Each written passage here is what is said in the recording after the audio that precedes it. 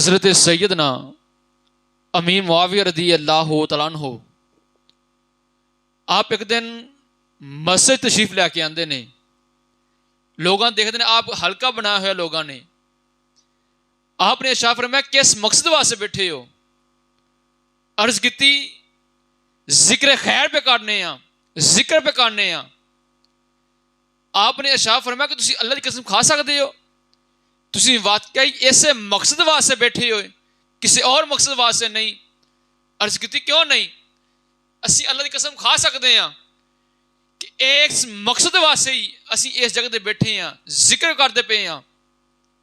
آپ نے ارشاد فرمایا میں ٹاڈے تے تہمت لگان واسطے نہیں، الزام لگان واسطے نہیں، بلکہ اسی طرح اسی ایک دفعہ مسجد بیٹھے ہوئے ساں.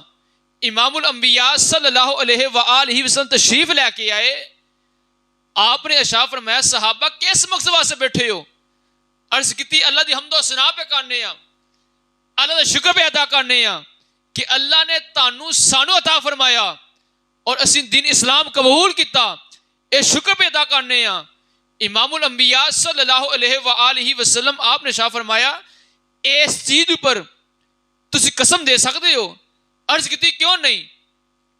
امام الانبیاء صلی اللہ علیہ وآلہ وسلم آپ نے ارشاد فرمایا صحابہ میں ٹاڈے تہمت لگان واسطے نہیں، بلکہ اس وجہ تو قسم لئیے کہ ہونے میرے کو جبریل آئے نے، انہوں نے پیغام دیتا ہے اللہ وحدہ لا شریک ٹواڈے پیارے امتیاں تے صحابہ تے سلام پہ فرماندا ہے اور ارشاد پہ فرماندا ہے اے فرشتیو تسی ایک گل کردے سو کہ اے او بندے نے جے زمین پر جا کے خون ریزی کرن گے، چوری کرن گے، ڈکیٹی کرن گے، لیکن انہوں نے میں اپنا پیارا محبوب عطا کیتا او دا شکر پہ ادا کرنے نے.